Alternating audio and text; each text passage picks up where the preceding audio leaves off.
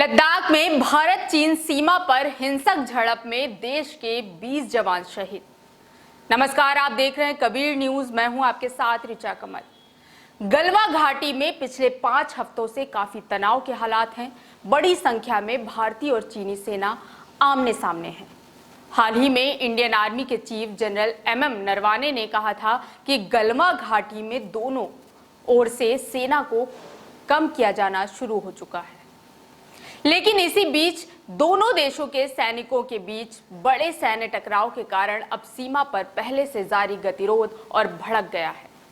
पूर्वी लद्दाख में सोमवार रात गलवान घाटी में चीनी सैनिकों के साथ हिंसक झड़प में भारतीय सेना के एक कर्नल सहित 20 सैनिक शहीद हो गए।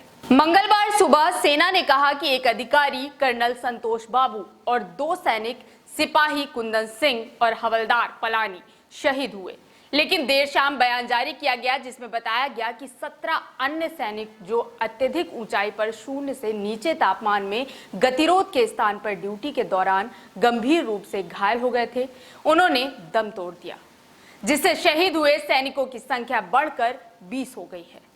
सेना ने कहा कि वह देश की क्षेत्रीय अखंडता और संप्रभुता की रक्षा करने के लिए प्रतिबद्ध है। पेट्रोलिंग पॉइंट 14 पर बातचीत के दौरान हुई झड़प। अधिकारियों के हवाले से बताया है कि दोनों देशों की सेना में हिंसक झड़प 15 जून की रात LAC और गलवा तथा श्योक नदियों के पश्चिम स्थित जोड़ के बीच हुई। क्षेत्र से पीछे हटने को लेकर दोनों पक्षों के बीच पेट्रोलिंग पॉइंट 14 पर बातचीत हो रही थी, जो LAC जहां गलवा नदी को पार करती है उसके काफी नजदीक है।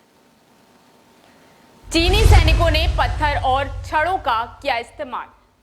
भारतीय सेना के सूत्रों ने बताया कि झड़प में हथियारों का इस्तेमाल नहीं किया गया और अधिकतर जवान चीनी पक्ष द्वारा किए गए पथराव और लोहे की छड़ों के इस्तेमाल के कारण घायल हुए। सरकारी सूत्रों ने कहा कि चीनी पक्ष के सैनिक भी उसी अनुपात में हताहत हुए हैं। हालांकि चीन हताहतों को लेकर चुप्पी साधे हुए है, लेकिन ग्लोबल टाइम्स के एडिटर इन चीफ के ट्वीट के अनुसार इस झड़प में चीन पक्ष को भी नुकसान हुआ है। इस घटना के बाद दोनों देशों के वरिष्ठ सैन्य अधिकारियों के बीच लद्दाख में हालात सामान्य करने के लिए मीटिंग चल रही है। झड़प होने का कारण चीन द्वारा स्थिति में बदलाव का एक तरफा प्रयास है। लद्दाख में हुई घटना को लेकर रक्षा मंत्री राजनाथ सिंह ने chief of defence staff general Vipin Rawat, विदेश मंत्री डॉक्टर S जयशंकर और कुछ सैन्य अधिकारियों के साथ बैक टू बैक 2 मीटिंगें की। बैठकों के बाद विदेश मंत्रालय ने कहा कि सोमवार रात को पूर्वी लद्दाख में भारत और चीन के सैनिकों के बीच झड़प होने का कारण चीन द्वारा स्थिति में बदलाव का एक तरफा प्रयास है। हम इस बात को मानते हैं, बॉर्डर एरियाज में शांति बरकरार रखने की जरूरत है, इसलिए मतभेदों को बातचीत से सुलझाया जाएगा। हम इस बात को लेकर भी प्रतिबद्ध हैं कि भारत की संप्रभुता और क्षेत्रीय अखंडता को सुरक्षित किया जाए। मंत्रालय ने यह भी कहा कि बॉर्डर मैनेजमेंट को लेकर अपनी जिम्मेदारी भरी अप्रोच के चलते भारत इस बारे में काफी स्पष्ट है कि इसकी सभी एक्टिविटी हमेशा लाइन ऑफ एक्चुअल कंट्रोल के अंदर भारत में ही घटित हों। हम चीन की ओर से भी यही आशा करते हैं। भारत पर बॉर्डर क्रॉस करने का आरोप। इस घटना को लेकर चीन ने भारतीय सेना पर बॉर्डर क्रॉस करने का आरोप लगाया है। चीन के सरकारी अखबार ग्लोबल टाइम्स के वहां के विदेश मंत्री के हवाले से कहा है कि सोमवार को भारतीय सेना अवैध रूप से 2 बार बॉर्डर क्रॉस किया और चीन के सिपाहियों पर उकसाने वाला हमला किया। इसके फलस्वरूप गंभीर झड़प हुई। चीन ने भारत से बॉर्डर पर तैनात अपने सैनिकों को बॉर्डर क्रॉस करने या सीमा के हालात को जटिल बना सकने वाली किसी भी एक तरफा कार्रवाई से रोकने की अपील की है। ग्लोबल टाइम्स में चीन के विदेश मंत्री के हवाले से यह भी कहा गया है कि दोनों देश द्विपक्षीय मुद्दों को बातचीत से सुलझाने के लिए तैयार हैं, ताकि बॉर्डर पर हालात सामान्य हो सके और शांति बरकरार रह सके। संयुक्त राष्ट्र महासचिव ने जताई चिंता।